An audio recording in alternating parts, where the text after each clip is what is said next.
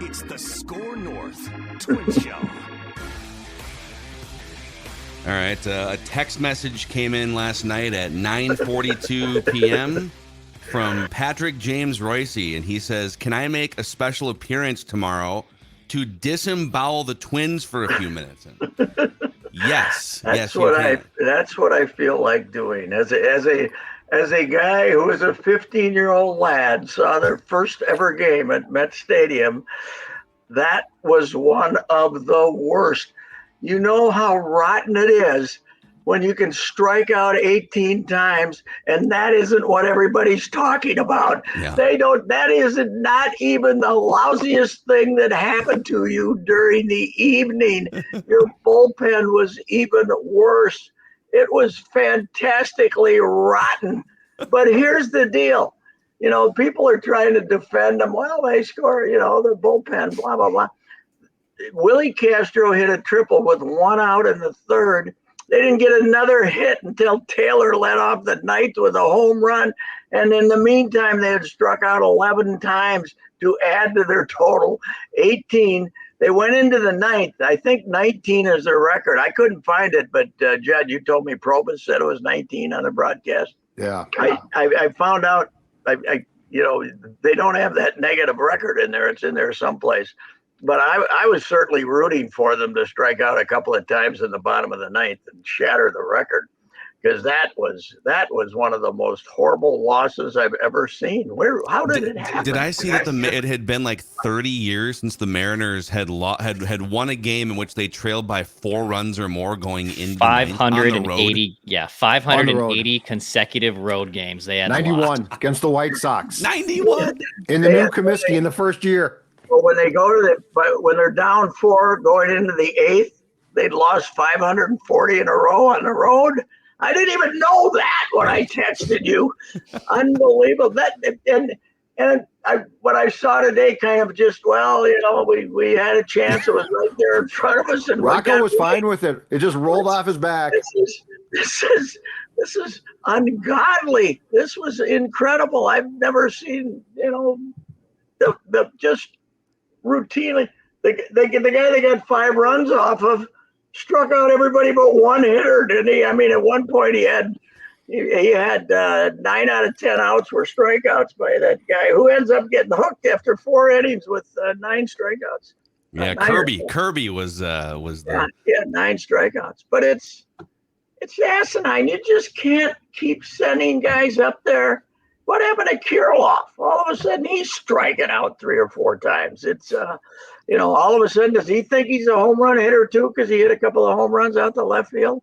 What is going on here? Somebody has got to get. We've talked about this before, but somebody's got to get fired. And you can't. Here's the other thing: the deadline's coming up. Everybody says they got to make a trade. Do you trust these guys to make a trade? I don't trust them to make a trade. Every deadline trade they've made has been a disaster. Who can trust them to make another trade? What are they going to get? The second coming of Sam Dyson or something if they trade for a reliever? I don't trust them to make a trade. Do you? Yeah, Falvey said something very strategic, though. Falvey said, hey, we have a bunch of left-handed power bats. And there's a big demand out there for those left-handed bats, but our price tag is very high on them. So he's playing the game through the media. I believe 2 of the young ones last night combined for 6 strikeouts, Wallner and Larnach. So I think they struck out 3 times apiece. Am I mistaken? I mean, Wallner did hit a home run. Joe. He hit a home run. So, but there's not there's not endless teams out there who don't care how often they strike out. A lot of teams like to see you, make some kind of a contact. These idiots don't care how much that you strike out. It's fine with them. They could care less. They're going to strike out 1,700 times. The record is 1,595 or something. They're going to strike out. They're going to, the same team that set the home run record 4 years later is going to shatter the strikeout record. It's amazing. I don't know what people aren't upset enough about this. They should be. Yeah. They should be. Well, but you haven't even touched on the thing that people are most upset about. We're 5 minutes in here, so, and I don't know, did I miss something before the game? So they come out. The Mariners tie the game off of Moran and Pagan, right? And people are like debating like whose fault is it? But people are blaming Pagan, but Moran, like, well, they both crap themselves. Yeah, so right.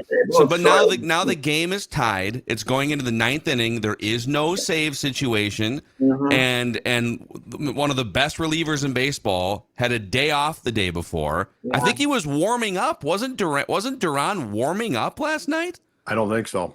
Okay, I think he wasn't going to pitch him because he pitched like 2 of the last 3 days before. Yeah, but he had 2 days off before the back-to-back. Yeah. Oh, I know. I'm not defending it. I'm just saying Rocco said that the guy that they demoted, he said he was absolutely the right choice for that moment. And now he's in St. Paul. You know what? You know who didn't think he was the right choice? The guy that got chosen did, because he went in Ortega, there. right? Yeah. They actually want me to pitch in a tie game of the night. That ain't give me my barf bucket. He choked. But this Moran, he drives you nuts too. He's got one of the highest walk rates in baseball. You can't, he comes in, and when he enters, if he throws a couple of strikes, he might be okay. But if he throws ball one, all hell's going to break loose. Then he starts. He must have zero confidence in himself.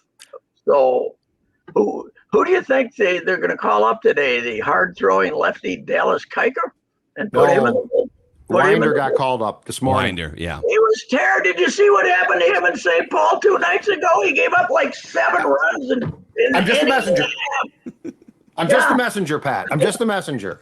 Well, I didn't make the call. Winder just got slaughtered 2 nights ago, and St. Paul kicked away a lead against somebody a couple Sunday or something, and Winder was the victim. His stuff. They've managed to. I saw him pitch like 4 years ago. He had really good stuff. Now, but with the Twins' development, he's about as mediocre as you can get right now with their pitching development. He's terrible, but I suppose they just want a warm body. But I think what's amazing though is going into last night, and if you would have even, if you would have stopped and pulled the audience after the 7th inning when they were up 6-2. Yeah. The Twins had won. They were the hottest team in baseball. Yes, going back 12 games, they had a 6-2 lead on the Mariners. So did the last 2 innings, and I get it is a train wreck to give up 7 runs in 2 innings. Did that undo everything that they had, sort of the goodwill they had built over the 2 prior weeks? I was already upset by the fact that everybody was walking up and striking out and nobody gave a damn. Yeah. I was already upset about that. I don't like teams that strike out 18 times, even if they win. So by the way, the starter leaves, and now they think they're going to lose, right? Seattle, because they've lost 540 in a row like that. But they think they're going to lose, so you're not facing the cream of their bullpen, and you're still striking out 3 times. And their bullpen was taxed. Yes, that's true. That's absolutely true. So here's my suggestion of Zen though here, okay? Because yes, it's an embarrassment, and as I told Dex on Monday, my new thing for the Twins is simple: don't embarrass yourself. Don't finish below 500 and try. But here's what I realized: the Twins' current schedule, and Seattle's not in this mix because Seattle is basically the Twins. They're a lot alike. I'd rather have Seattle's roster than. Okay. Sure, but I'm just saying they're a lot alike. But here's the thing. Post All-Star break, for the most part, the Twins have been given the gift of playing in what is really a relegation round against teams in a second division. And they beat them, and that's great. But when they go back to playing good teams, it's not like they've turned this huge corner. When you can beat the White Sox and A's, that's awesome. But it's like you're playing in a second division. So just enjoy it, because that's what you're going to get. All right. Well, yeah, you're all football focused. Us people those of us who still worry about watching a quality baseball. Yeah, you want quality, man. Did you see that? Did you see the one hop rocket hit to Julian that they ended up? He was shocked it was in his glove. He was like, He's like, what's that? Oh, I caught the ball. Okay, then he had like a flinch because he was like the kid from The Sandlot that like closes his eyes in left field. There it is. But bad news bears. I think he only struck out once. He doesn't. We got to get him out of the lineup. He doesn't strike out enough. The problem there though is, and they did it last night, thinking that the lead was safe, and it's why Julian has to DH eventually. They take him out, rightfully so, for Kyle Farmer. Well, if something goes wrong, now he's out of the game. Yeah. Like this is where his bat needs to stay in games. Another question about the bullpen. How did Ortega attain this status? I mean, who else was out there? Okay, if you're not going to pitch Duran, how did Ortega become the guy you wanted? He hasn't done anything. Jax was off too. I know Jax was off, but there's got to be other bodies out there. Who else is out there? I don't get why Duran was off. Like again, so here was his last 5 days. Off, pitch 20 pitches, and then the next day pitches 19 pitches. Off. Yeah. This is a standard, like, he had a day off. Bring him in the game. I would guess that they might have pitched him if they got to the 10th to try to keep the guy at second base. But, I don't know what the strategy was. But, I don't know there's got to be somebody else out there but this guy Ortega who's, hasn't done anything to make you think he can get anybody out. It's brutal. Well, I will say this front office down to Rocco, going back the whole time, going back 6 years, they oftentimes don't account for, like, if a pitcher his process is good and he's pitching well in the situation that he's been, they think it just translates to any situation that, Ortega has had a couple good outings in this, so let's put him in the game, a tie game in the 9th inning. They did it in the playoffs a few years ago too, where it's like, these relievers that are pretty good in the regular season in the 6th and 7th, let's put them in against Houston in a tie game. It's like the guys that get them out when you're behind 3 runs in the 6th inning have a tendency to be pitching in that 6th inning because they aren't very good. And now, once the batters, and once of course Seattle says, hey, what the heck, we can win this game. And then they get interested again, but you have them beat, but you keep constantly going up there and striking out and making fools out of yourself. And I don't know. It was very. I think it's an all-time loss. Now I kind of overstated it. I predicted on Twitter that the Twins will finish 13-47 because they won't recover this game. But you were marching away from the poor Guardians who managed to beat the feisty Royals last night. You were marching away, and all of a sudden you just hand this team. You guys just gave me the stat of the century, though, the 540 straight losses. That reinforces my feeling of what a horrible loss this was. This was awful.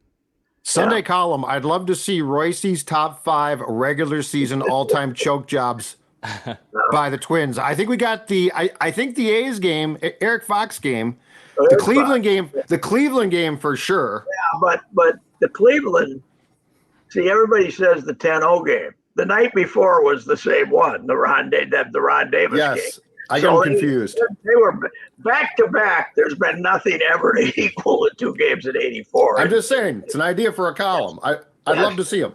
Yes, well, it's it was I don't get all upset about sports anymore. But last night I kept having these thoughts of, how did this happen? Seems like you're pretty upset about this one. By the way, I found the box score of the last time the Mariners did this. It was September 27th, 1991. Wow.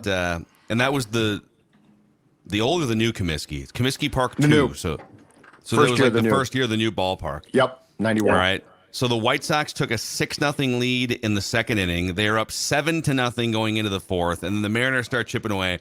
Mariners scored 4 runs in the top of the 9th to tie it, and then 2 runs in the top of the 11th to win 10-8.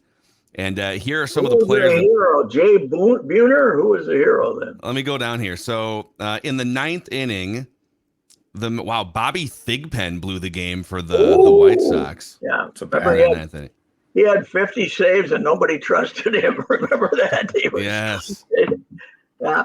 So here's what happened in the 9th inning. Dave Cochran with a single. Edgar Martinez, dude, this Mariners lineup was. There was like the beginning of the core of those great Mariners teams that never won anything of significance. Edgar Martinez with a base hit. Harold Reynolds with a fly ball out. Ken Griffey Jr. with an RBI single, and then Pete O'Brien with a double. Pete O'Brien. And then Scott Bradley with the game tying double to drive in. Scott Bradley, was he a catcher? I can't remember. Then Ken Griffey Jr. hit a 2-run jack in the 11th to put the Mariners up in that game. What was Junior's? What was his rookie season? When was he there? I think it was 89, right? 89. Yeah. Yeah, I think he was 19. He was 19. I saw him that spring in Tempe at their place and did a piece with him. He hardly talked at all, but he wasn't supposed to make the club. I'm talking to him in like February, and then they had to keep him. It was. He's probably the greatest 19-year-old player of all time, don't you think? Yeah. He's him and then there's who's why am I blanking? Nationals player, wasn't he called? Soto? Soto was called up as a 19-year-old, right? This guy, but this guy's of course all-time top 10 probably Griffey. Hey Pat, have you ever heard of the Immaculate Grid challenge that's been floating around on Twitter? No. Okay. We could use your so every day on the SKOR North Twin Show, if we could, we'll pop it up on the screen for you here. It's like baseball. We put 5 minutes on the clock. It's a baseball trivia game here. It's like tic-tac-toe. So today's as we look at it today here, there's 9 boxes. So we're looking for, this is all time. You can dig back into your memory all time. We're looking for a Royal who was an Astro. I'm not good at that. A Royal who was a Mariner, and then a Royal who was an All-Star. Royal was a Marlin, Phil. That's a Marlin. Sorry, a Marlin. Yeah, it's an M that looks teal. But how many players? Well, historically, we just need one. So, like for the KC Houston, it could be Zach Greinke, for instance. Yes. By the way, before you get into that, did you see Zach's road record yesterday? No. Zach has not won a road game in like 4 years. It's unbelievable. His ERA is like 1,000. But anyway, that's something else. Poor guy. And then we're looking for an A who was an Astro, an A who was a Marlin, A who was an All-Star, and then a Met who was an Astro, Met who was a Marlin, Met who was an All-Star. I'm going to put 5 minutes on the clock, and all 4 of us can work together here. Okay. So Greinke, you want to go Greinke right off the bat there, Dex? Clear one out.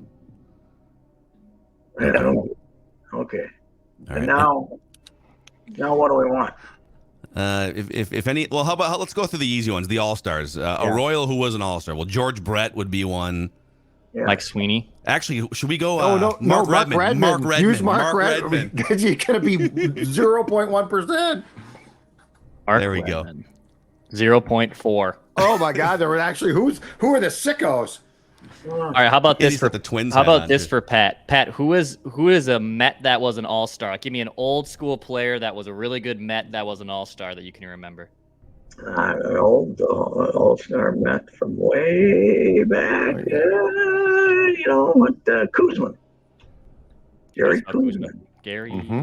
Jerry Kuzman. Jerry. Jerry. Jerry. Kuzman. Is that C or K? Kuzman. K-O-O-S-M. But it's Jerry with a J. Spell the last name for Dex. Minnesota spelling. K-O-S. Dang it! The thing is now it just crapped out of me. Jerry. There he is. Yeah, but I think we burned a guess because it didn't register the first. No, we're good. 1, 2, 3, very good. Yeah. 4, 5, 6. Yeah, you've got nothing wrong. And then how about an A who was an All-Star? No. Yeah. Canseco, McGuire, Reggie Jackson. What about Raleigh Fingers? Was he an All-Star? Heavens, yes. He's a Hall of Famer. He probably was in 8 All-Star games. 2% only. 2% on Raleigh Fingers. All right. Gotta love that mustache. 3 minutes left on the clock here.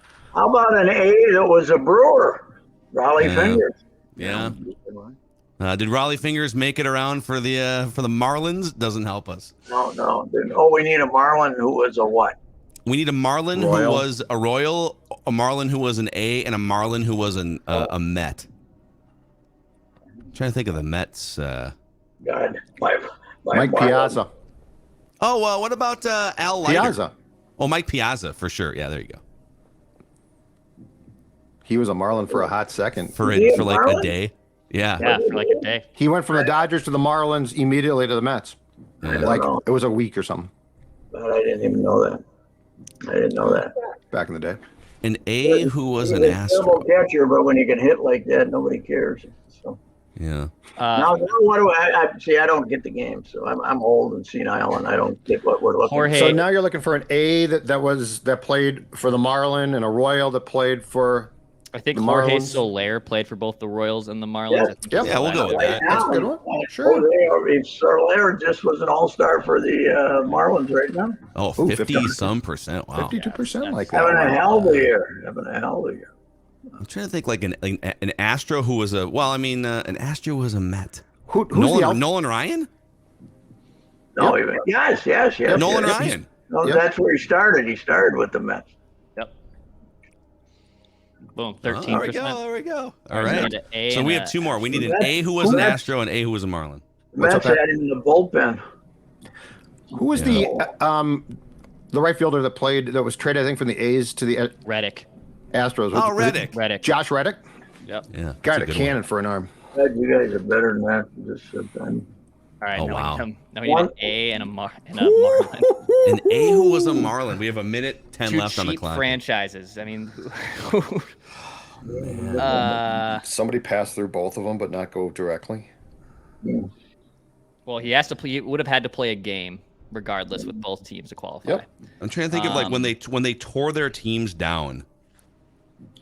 Did Kurt Suzuki play for I don't think he played for the Marlins. He Played for the A's twice. Nationals, the He A's. might not be a Twins. bad one. How about Edwin? Is this an Edwin Jackson situation where he Phil. played for 14 teams? God. Bartolo? Did he play for the Bartolo Marlins? didn't play for the Marlins. Did he play for the Marlins? No? Okay. Well, that Bartolo falls in the Edwin category, though. If you're going wild card, Edwin Jackson. Edwin Jackson played for 14 teams. The guy that fits this super well, not this in particular, but the game, LaTroy Hawkins. He's a cheat code. Yeah. Jesse Orozco is one, too, from way back. Yeah. Oh, God, I love Jesse Orozco. We have 10 seconds, Declan. We might have to try the Edwin Jackson guess Do it. here. Just do it. All right. I don't know. I don't think he played for the Marlins. Yeah. I don't think he played for either of these teams. But He did! he did! Edwin Jackson, let's go. Guess Edwin Jackson. Is that the? Yes. It worked. What was the story? So you can only use a player once per game. So you gotta use your Edwin Jackson guess when you're desperate. 7%. I would have to come over and have an actual seminar on what the hell we were doing. It's okay. My mind is still filled with flailing twins. I can't. Yeah. Well, we appreciate you making a bonus appearance here to get that off your chest, Pat, and we'll see you tomorrow for your regularly scheduled Royce Unchained episode. Go Twins. I had to clear my soul there. See you later. All right, see you, Pat. All right, there he is, Patrick Royce, the legendary former Twins beat writer way back in the day too. Man. Presented, by the way, by our friends at Summit Orthopedics. Let's just throw this out real quick here. If you're dealing with any type of pain, maybe you're dealing with emotional pain. They probably don't help you as much with that after that loss last night. But if it's physical pain, knee, shoulders, back, neck, spine, Summit Orthopedics can help. No referrals are needed. They offer same-day appointments. They offer walk-in orthopedic urgent care as well, 7 days a week. 25 locations across the Twin Cities and greater Minnesota. Learn more at summitortho.com. All right, boys, let's dust ourselves off. Try again. Nice.